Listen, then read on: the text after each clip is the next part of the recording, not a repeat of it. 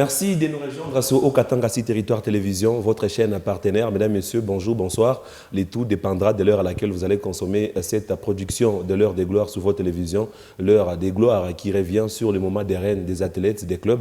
Pour ce énième numéro, il sera question de vous parler des Constant Omari Selemani, patron de l'instance fessière du football RD congolais, FECOFA, donc la Fédération congolaise de football association. Vous le savez peut-être, il a annoncé qu'il ne va pas se représenter aux prochaines élections prévues au mois de décembre de l'an 2021, cette année en cours bien sûr.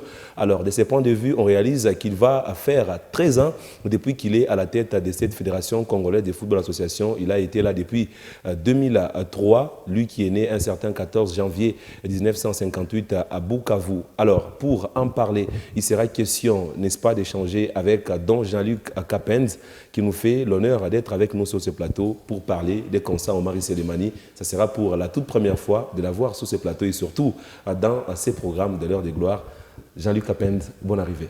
Merci beaucoup, c'est peut-être mon heure de gloire qui a aussi sonné. C'était vraiment un souhait d'être sur ce beau plateau de l'heure des gloires. Heureusement que c'est arrivé une année peut-être après et c'est peut-être la bonne heure. Voilà. Il a été le consultant permanent, mais il a disparu à un moment donné. Il signe à son retour. Junior Koulbanyembwe, qui nous fait également la mention grande distinction d'être avec nous sur ce plateau. Junior, bonjour et bonne arrivée. Bonjour Vini. Tout va bien? Oui, ça va en forme. Vous avez l'air timide. Oui, ça commence timidement et puis après, même quand on veut démarrer un véhicule, on commence toujours avec la première vitesse et puis deuxième, troisième. Tout dépendra de la manière dont l'émission va se passer. Voilà. Voilà. On va se lancer avec Don Jean-Luc Kapend Mouine-Mangand. Alors, Don Jean-Luc, Constant Omari, quand on parle de lui, qu'est-ce que vous avez dans votre esprit? Bon, c'est un nom d'abord qui évoque le mépris congolais, qui évoque l'échec, qui évoque la désolation à première vue. Donc, dire le contraire serait peut-être de mentir.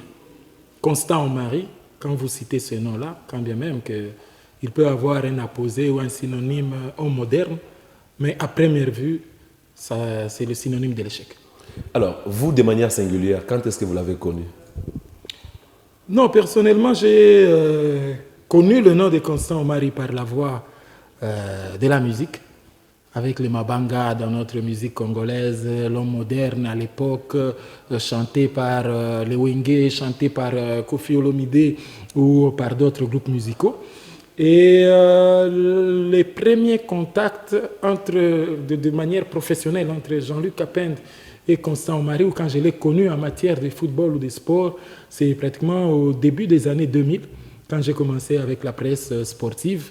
C'est là qu'il était à l'époque vice-président de la fédération et il secondait le feu Koura Rampova, donc à la tête de la Fédération congolaise de football association.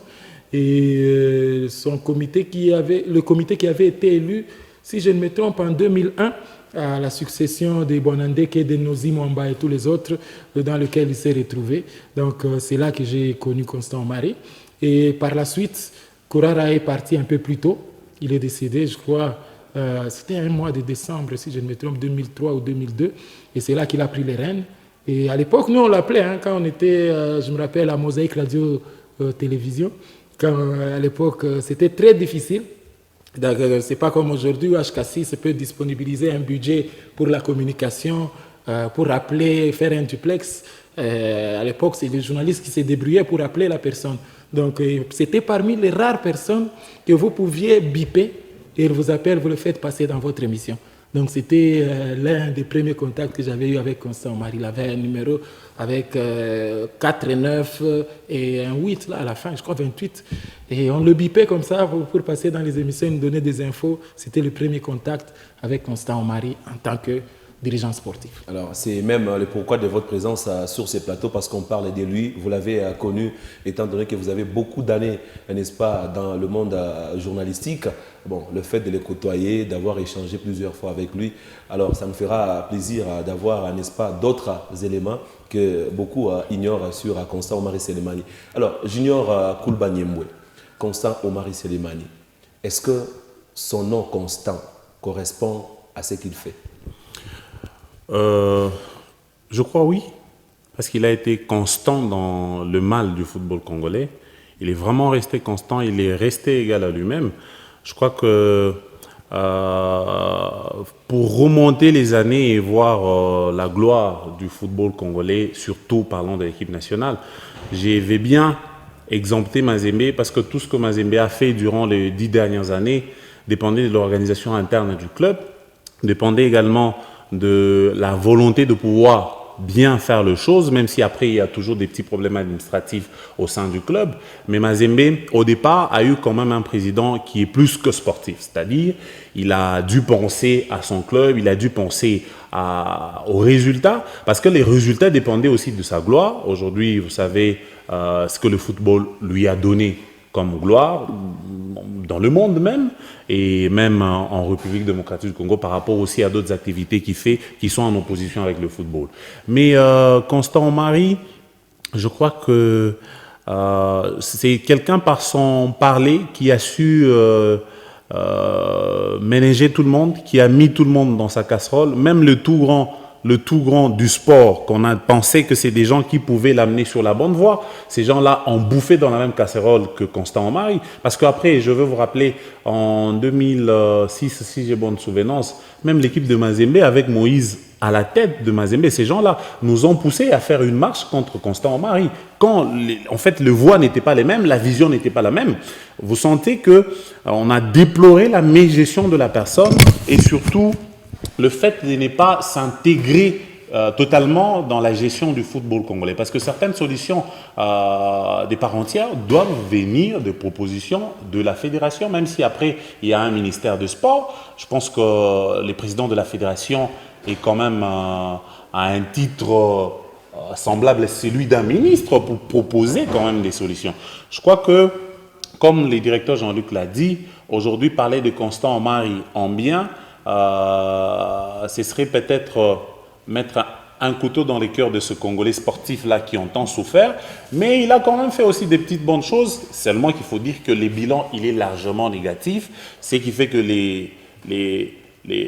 comment on va dire, ce qui fait que les mauvais côtés pèsent que le bon côté, et ça nous donne ce que ça nous donne aujourd'hui. Tout le monde est content de savoir qu'il a annoncé qu'il ne va pas se représenter, connaissant la politique actuelle, connaissant la forme actuelle de la manière dont s'est fait les choses, il est difficile de pouvoir encore accepter que cela se produise, même si après on est dans une configuration où quand c'est la personne qui est aux affaires qui organise les élections, c'est probable que ce soit la même personne qui passe.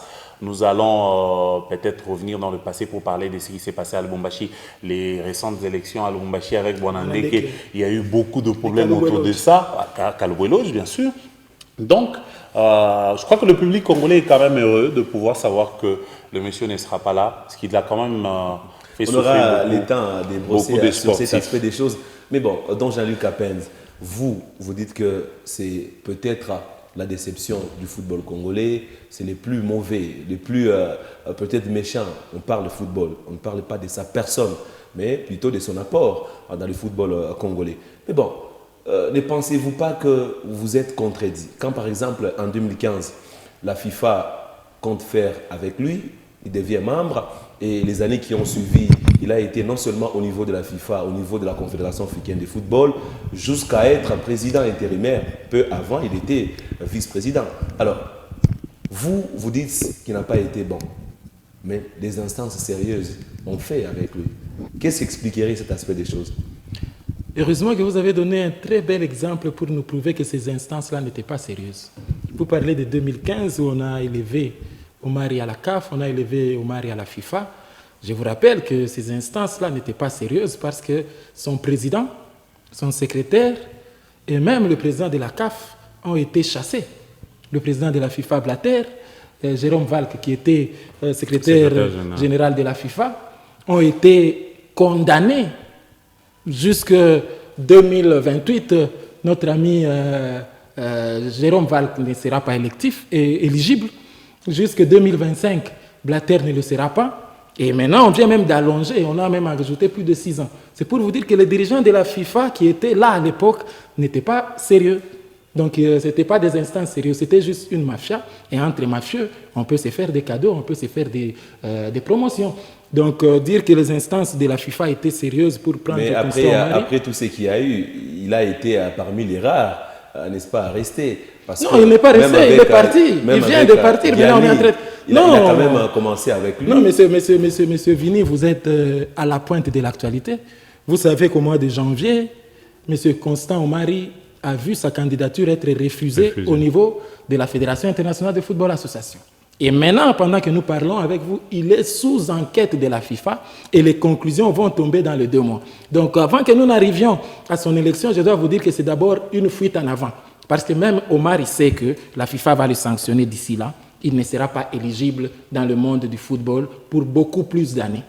Donc, pour vous dire que Infantino est en train de faire le balayage. On est en train de chasser toutes les mauvaises herbes qui étaient dans le monde du football. Blatter est parti, Valk est parti, Platini est parti, Issa Hayatou est parti. Et aujourd'hui, on a chassé Ahmad Ahmad, qui est dans le même dossier louche avec Constant Omari. Tout simplement, il n'avait pas été, lui, suspendu, Constant Omari, en tant que vice-président, tout simplement parce qu'il fallait assurer la continuité de la CAF jusqu'aux élections. Mais il est encore sous effet des enquêtes de la FIFA. Donc, pour vous dire que ce n'est pas un homme blanchi, ce n'est pas un homme correct pour le football congolais. Le Congolais, nous l'avons dit depuis des années, on ne nous avait pas compris. Aujourd'hui, la CAF l'a compris. Aujourd'hui, la FIFA l'a compris. Donc, sur le plan sportif, Omar est un échec. Mais Junior Koulba, quoi qu'il a été mauvais, ça, ce n'est pas un secret.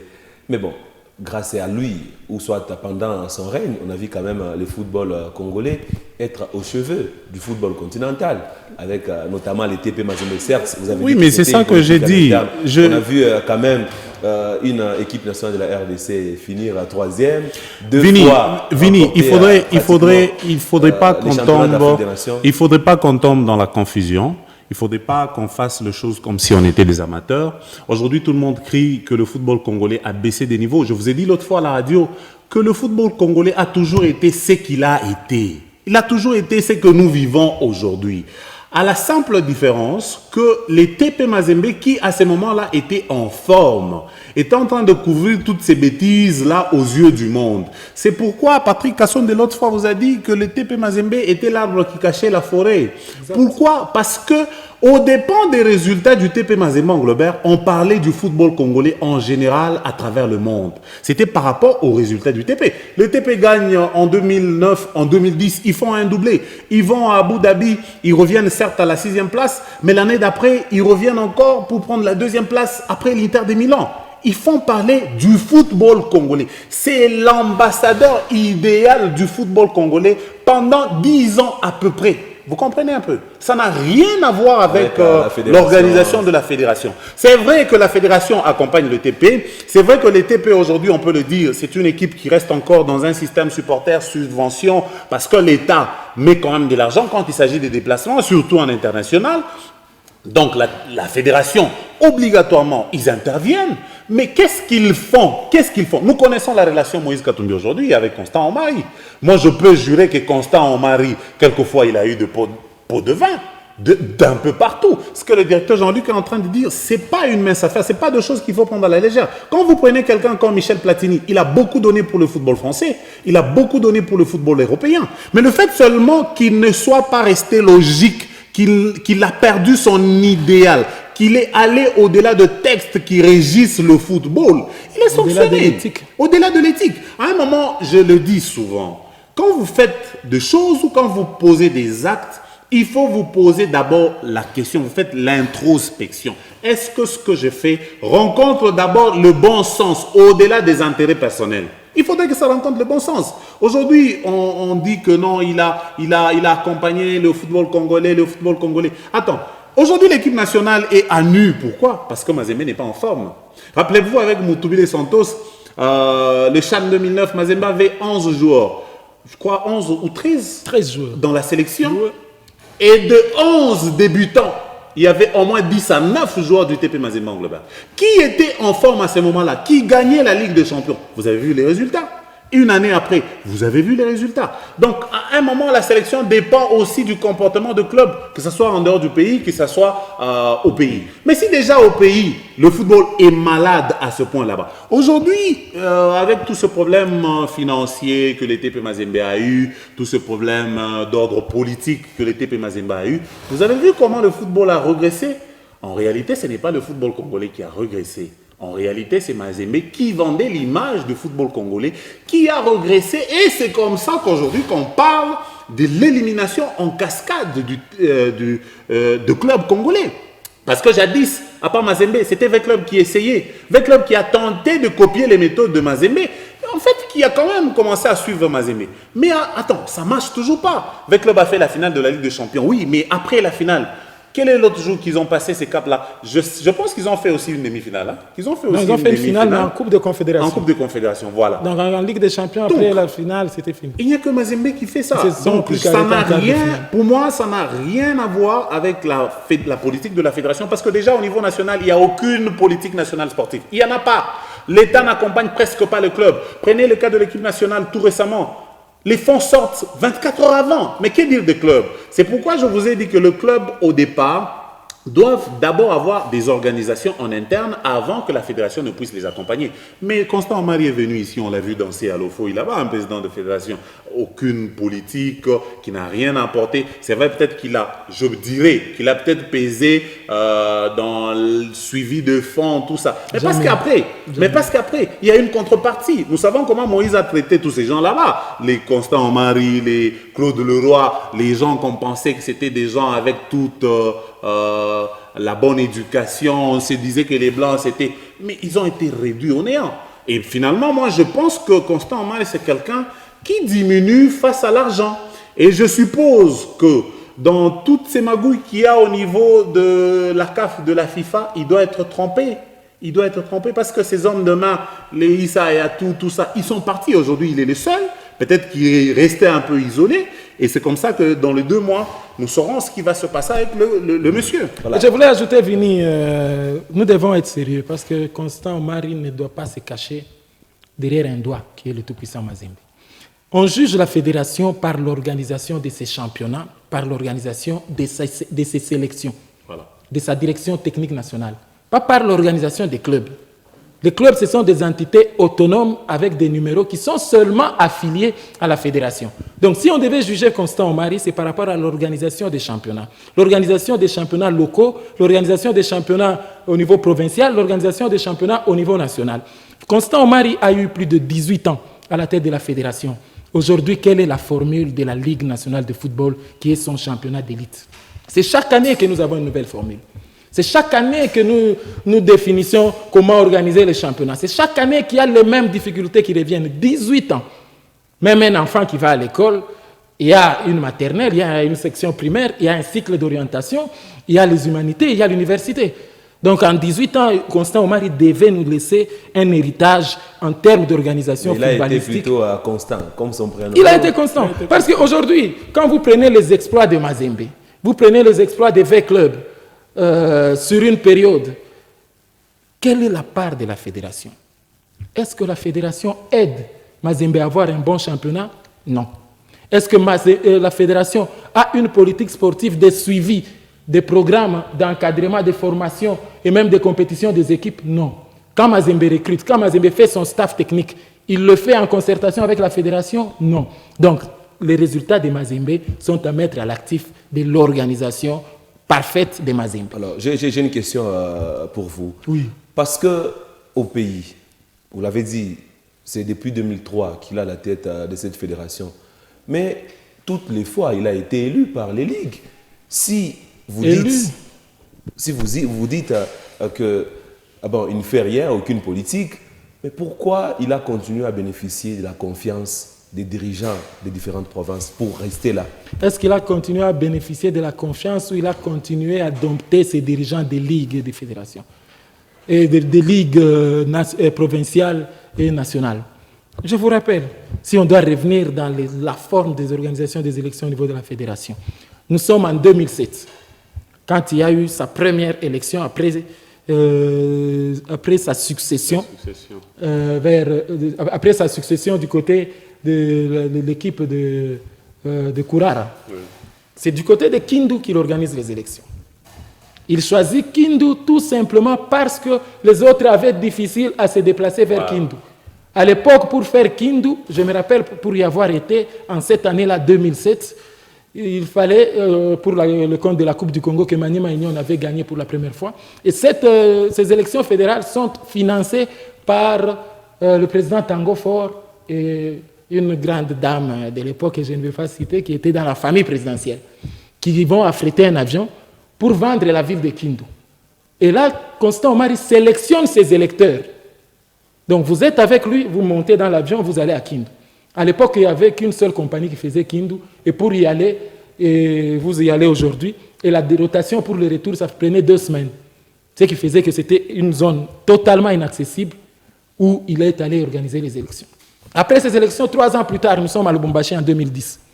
Il organise les élections où, à Kindu, il s'était retrouvé seul candidat.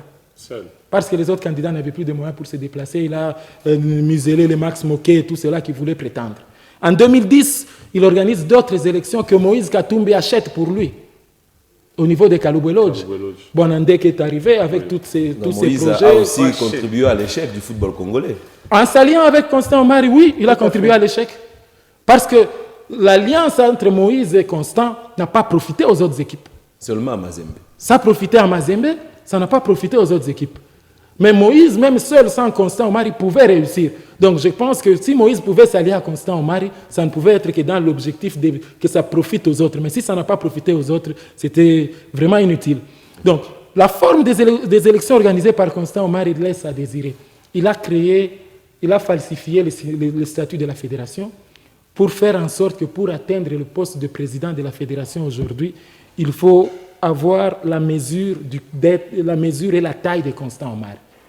Ce qui fait que tout le monde ne pouvait pas y accéder. Il s'est retrouvé à chaque fois candidat unique.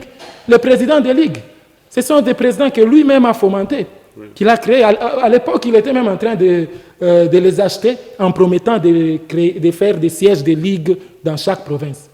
À part Kindu. Aujourd'hui, il n'y a aucune autre ligue qui a reçu un siège. À Lubumbashi, le Kambale s'est même fatigué de le suivre et à la fin, il a même démissionné, il est parti. Oui. Donc, les présidents des ligues sont aujourd'hui devenus comme des fanfarons parce qu'il leur a même vidé de tout leur pouvoir. Aujourd'hui, vous êtes président de la Ligue de football du Katanga, vous n'organisez pas le championnat provincial. Parce que la Linafoot maintenant surplombe tout.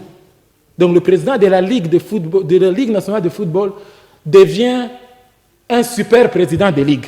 Or, normalement, même le comité de la Ligue nationale de football devait être élu par le comité des ligues provinciales. Exact. Mais le comité Mouéou a été nommé en violation de toutes les règles et les lois du football et de sa fédération.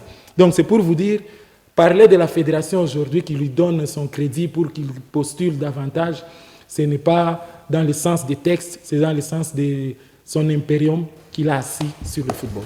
Alors, Junior Koulba, Constant Omari, nous le disions, il a été à la FIFA, à la CAF, et au niveau du pays, il a tout modifié pour qu'il reste. Alors, il fait partie intégrante des personnes qui maîtrisent bien les textes qui régissent le football partout dans le monde. C'est quoi l'explication? Est-ce c'est la mauvaise foi? Ou soit c'est une façon pour lui de dire que non, il est le seul à dominer? Je pense que la mauvaise foi, peut-être, ce n'est pas le terme. Le terme qu'il faudrait utiliser, c'est la dictature. Parce que s'il faut, si je dois croire à tout ce que j'ai entendu tout à l'heure, quelqu'un qui s'impose par la force, quelqu'un qui dompte les autres parce qu'il pense qu'il maîtrise le texte et qu'il peut détourner le texte de la réalité, c'est la dictature. Et je crois qu'aujourd'hui, on n'a pas besoin de se poser de questions. Je pense que si les championnats qu'on a, il est tel qu'il est là, c'est justement grâce à ces modifications, à cause de ces modifications de texte. Regardez quand nous avions joué. Regardez à l'époque. On avait des compétiteurs, même si après les championnats n'avaient pas la même taille qu'aujourd'hui, où les championnats ne pouvaient pas se vendre à l'extérieur comme aujourd'hui. Un seul joueur pouvait jouer plus de 70 matchs là. Il y avait les championnats provinciaux qui s'organisaient ici. Il y avait la Coupe du Congo à tous les niveaux, tout le monde pouvait y accéder, ça dépendait de moyens. Toutes ces équipes, Mazembe, Lupopo, on se rencontrait dans tous les championnats, que ce soit les championnats provinciaux, que ce soit la Coupe du Congo, que ce soit l'entente urbaine de football de Lubumbashi. On a tout changé. Il y avait 4 championnats au minimum. Aujourd'hui, quand Mazembe a un match où Vita, Maniema, tout ça, quand ils ont des matchs importants en Afrique, ils préfèrent peut-être repousser les calendriers, et c'est des choses qui sont faisables. Pourtant, la fédération, c'est l'instance fêtière du football qui lègue son pouvoir à la Ligue nationale de football juste pour l'organisation du championnat. Mais le reste, c'est la fédération. Et la Ligue nationale qui organise les championnats a tout cassé aux dépens de la volonté de Constant Omari. Parce que les championnats qu'on a, c'est la Ligue à foot. À part ça, il n'y a pas d'autres championnats. Quand vous allez à l'entente aujourd'hui, c'est triste. Quand vous regardez les matchs des jolis sites, Imakafubu, c'est n'importe quoi. À l'époque, à moins qu'on me contredise, quand vous allez dans un match Lubumbashi Sport Kawaya, vous n'avez pas besoin d'attendre que Mazembe joue le popo. Il y avait du spectacle. Prenez le championnat de jeunes.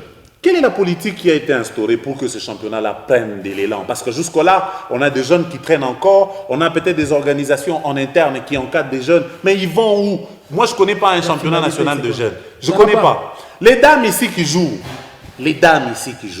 ailleurs, nous voyons des championnats. Vous n'avez jamais vu la Ligue des champions de dames en Europe? PSG jouait les Bayern, Barcelone jouait, je ne sais pas moi, Tottenham. Des dames, hein, ce sont les équipes des dames. Peut-être qu'on s'intéresse plus aux équipes de garçons, mais il y a des dames qui jouent la Ligue des champions. Et je pense que c'est Lyon qui a été plusieurs fois champion de la Ligue des champions en Europe.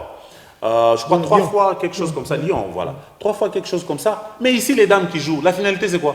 La LINAF. Quel est le sort de la LINAF? La LINAF, c'est quoi? Quand vous gagnez la LINAF, mais ça doit commencer au niveau de la CAF. Non, mais la CAF, n'est-ce pas, d'organiser une compétition continentale de la spécialité. Peut-être que la CAF n'organise pas des compétitions continentales des clubs, mais il y a toujours les Coupes d'Afrique des clubs. Voilà. Il y a les éliminatoires pour les JO. Il y a la Coupe du Monde à laquelle on a participé par 2 fois. Exactement. Donc, je pense que ce qui manque à la fédération, c'est une vraie politique sportive. Et j'étais même surpris d'entendre Constant Omari reprocher cela au ministère des Sports, au gouvernement. C'est vraiment de la folie. Et j'ai eu Patrick Lupiga par la suite. J'ai dit, mais mon frère, tu as raté l'occasion de rappeler à ce monsieur que cette politique sportive doit commencer à la fédération. C'est à la fédération de la définir. C'est à la fédération de la définir. C'est la fédération qui a une direction technique nationale. Aujourd'hui, quel est le lien entre le sélectionneur des U17 et le sélectionneur des A'? Quel est le lien entre le sélectionneur des U23 et le sélectionneur des A? Il n'y en a pas. Chacun organise son équipe comme il le veut. Aujourd'hui, nous faisons la détection des talents au niveau des A. Parce que seulement la Belgique, parce que la Suisse, parce que la France a relégué Fayoulou, a relégué Wamandjituka. Or, c'est un travail qui doit être fait par la direction technique nationale, déjà au niveau des moins de 17 ans. On est en train de suivre qui sont nos Congolais qui sont placés dans les équipes des moins de 17 ans en Europe, que nous pouvons commencer à suivre chaque fois pour atteindre un certain niveau.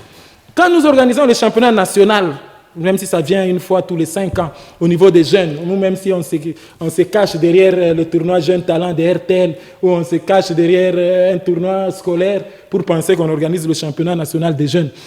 Quand nous l'organisons, nous acceptons que Kaluituka est déjà parti, que Kulukuta, fort de 39 ans, puisse jouer comme moins de 20 ans. Et vous pensez que c'est ça la politique de la fédération. Et après, quand vous allez vous retrouver 4 ans après, vous n'avez pas des jeunes qu'il faut, vous vous plaignez. Tout cela, c'est la politique. S'il n'y en a pas au niveau de la fédération, ça ne marchera pas. C'est tout ce que Constant Omari ne nous a pas donné. Tout à fait. Le niveau des championnats. Aujourd'hui, vous avez le championnat de la Ligue 2. Vous avez le championnat de la Ligue 1. Quand c'est organisé, est-ce qu'il y a un suivi par rapport à un planning technique, je dis bien technique, de la fédération? Ou c'est seulement on s'arrange, on envoie les délégués de la Linafoot qui viennent de Kinshasa, Inonsa, Bibundulu, ils vont à Kolwezi, ils prennent l'argent des matchs Simba contre tel ou c'est pas quelle équipe, Mont-Sillon contre US Panda, ils repartent et puis c'est fini. Est-ce qu'il y a des rapports techniques qui sont faits? À l'époque, nous avions même des sélections provinciales. Des sélections provinciales. l'entraîneur, notre ami ici, les Hidalgo ici. Hidalgo faisait des sélections provinciales régulièrement. Les Omer Mbayo, les Bailon Kabongolo. Et à une certaine époque, cette sélection-là pouvait aider même le sélectionneur national à avoir une idée des athlètes ou des matchs qu'il ne peut pas suivre au quotidien. Quand le Bombachi Sport de toutes les provinces. Voilà. Donc il y a toutes ces organisations-là que Omari a mises à terre, qui lui sont. Il y a un autre élément qui montre que la fédération en fait n'est pas sérieuse. On parlait tout à l'heure de l'organisation. Directeur Jean-Luc parle de l'organisation. Il y a un élément. Quand on lègue le pouvoir à la Ligue nationale de football d'organiser un championnat, mais cette Ligue nationale a une commission calendrier, non? Cette commission calendrier, combien de fois elle a établi des calendriers conformes aux journées FIFA? Combien de fois? Est-ce que vous pouvez vous imaginer que des choses comme ça se passent au niveau d'une ligue et sous la barbe de la fédération? Non, ça ne se fait pas. Vous savez qu'à telle date, à telle journée, il y aura une journée FIFA. À telle date, vous programmez un match. Vous programmez un match à cette date-là. Et quand c'est arrivé à cette date-là, vous reportez le match. C'est lui qui donne la bénédiction, et même au niveau de la FIFA. Il est même président vice-président de la CAF. Vous vous imaginez. Il est membre de la fédération. Ça, c'est pas dans son championnat, lui. Non, c'est pas correct. Je pense qu'on a quand même fait mal les choses pendant très longtemps. Il est temps de pouvoir. Alors, d'ailleurs, c'était la question. C'était la question que je vous ai réservée. Quand vous avez écouté Constant Omar dire à l'opinion sportive qu'il ne va pas se représenter au mois de décembre aux prochaines élections, quelle avait été votre réaction? Quand j'ai entendu ça, moi j'ai entendu ça avant que l'élément ne puisse passer sur Canal+, parce que bon, vous savez aujourd'hui avec la technologie, on est un peu en avance. Patrick avait déjà annoncé l'émission avant dans nos groupes de presse et puis tout ça. J'ai eu quand même une partie de l'interview. Je me suis dit, ça y est, nous avons la chance de pouvoir changer les choses. Je n'ai pas dit que le football ou l'organisation va changer, parce que je ne sais pas la personne qui viendra après. Est-ce que ça sera un acolyte de Constant Omari? Je ne sais pas. Est-ce que ça sera dans sa succession une autre personne qui viendra avec sa logique? Parce que je sais que Constant Omari a aussi élevé beaucoup de gens. Hein. Il a aussi taillé la voie pour beaucoup de gens. Et si ce sont ces mêmes personnes-là qui doivent revenir, la souffrance va continuer. Mais je me suis dit que nous avons une occasion de pouvoir changer les choses. Parce que Constant Omari parti, même si on ne va pas tout changer, on ne va pas balayer les 18 ans comme ça, mais on peut espérer apporter un plus par rapport à ce que nous avons toujours fait ou par rapport à tout ce que nous avons toujours connu. Parce qu'il est vrai que le bilan, il est largement négatif. Si celui qui va venir peut travailler sous les petits défauts que Constant Omari a eu, je pense que petit à petit, ça peut s'améliorer, mais il ne faut pas attendre les résultats d'aussi peu ou le lendemain. Donc, il faut travailler peut-être sur la durée. Alors, donc Jean-Luc Capens, je sais que vous avez des enfants. Demain après demain, ils grandissent et ils ont besoin d'avoir l'idée générale de la personne de Constant Omari Selemani. Quels seront, n'est-ce pas, les mots que vous aurez à leur dire pour décrire la personne de Constant Omar? D'abord, pour revenir à la question que vous venez de poser à Junior, moi je suis un tout petit peu dubitatif par rapport à ce que M. Constant Omar nous a dit. Certes, il est constant dans sa politique de ne pas nous élever dans le monde du football, mais il est inconstant dans ses propos. C'est quelqu'un qui change à tout moment. Donc, il est versatile. Je crains que l'on puisse se retrouver dans la formule ado. Alassane Dramane Ouattara, qui avait annoncé au mois d'avril qu'il ne se représenterait pas au mois de septembre. Et au mois de septembre, il est passé président jusqu'à aujourd'hui. Donc, moi, je ne donne pas trop ma foi à ce que Constant Omari a dit. Qu'il ne va pas se représenter. Il peut arriver à la fin, il change. Et je vois déjà qu'il est sur cette logique-là. Parce que là, il est en train de... Dans son interview, il nous a dit, même le projet pour se battre, pour aller au Qatar, doit être porté par quelqu'un d'autre. Et pour que ça soit porté par quelqu'un d'autre, normalement, il devait démissionner, que de nous dire qu'il ne va pas se représenter. Parce que s'il ne va pas se représenter, c'est-à-dire les élections sont au mois de décembre. Et puis il est partant, il compte, n'est-ce pas, nommer un autre sélectionneur. Voilà. Au plus tôt, c'est au mois de décembre. Or, nous devons commencer nos matchs au mois de mai. Donc, c'est lui qui va nommer le sélectionneur qui viendra. Donc, ça ne sera plus quelqu'un d'autre qui va porter le projet de nous amener vers le Qatar. Donc ça sera encore Constant Omari. Aujourd'hui, il est en train de ménager, de se battre pour prendre Prud'homme, qui a même annoncé qu'il ne sera plus entraîneur de Standard à la fin de la saison. Il va rester vice-président. Bon, mais aux dernières nouvelles, les concernés auraient refusé l'offre. C'est possible. De la fédération. Il est derrière Prud'homme, il est derrière Gourcuff, il est derrière certains contacts. Pourquoi? Moi, je pense que si Constant Omar était sérieux dans sa décision de rendre le tablier, pour moi, c'est maintenant qu'il devait lancer le processus de passation de son pouvoir. Peut-être pas de démissionner directement, mais peut-être de convoquer aujourd'hui les états généraux du football pour voir qu'est-ce qu'il faut pour sortir le football du gouffre dans lequel il se retrouve. Quels amendements nous pouvons amener au statut de la fédération pour avoir le candidat idéal. Très vieux, nos statuts. Voilà. Ouais. Donc, c'est maintenant qu'il faut qu'il y ait ce chronogramme qui va nous amener à l'après-Constant Omar. Si on n'a pas ce chronogramme, s'il nomme son sélectionneur, si ce sélectionneur-là, Hervé Renard soit-il ou je ne sais pas qui, arrivait à nous qualifier à la Coupe du Monde, ça sera du beurre qu'il va nous mettre sur la figure et puis après, il va continuer. Il vous dira, je vous ai qualifié à la Coupe du Monde. À ma question. Donc, dire à nos enfants ce qu'ils auront retenu de Constant Omari, ce qu'ils auront retenu de quelqu'un qui était ambitieux, qui est parti de sa carrière professionnelle à l'ONATRA vers le management dans le football, qui a évolué pendant plus de 20 ans, qui a eu les meilleures opportunités qu'un président de la fédération ait eu. Parce qu'avec les différents programmes que la FIFA offre aujourd'hui, les différentes subventions que la FIFA offre aujourd'hui aux différentes fédérations, jamais les anciens présidents des fédérations ne les ont eu. Aujourd'hui, ce n'est pas moins de 2 millions d'euros que la FIFA octroie à la Fédération congolaise de football association par an.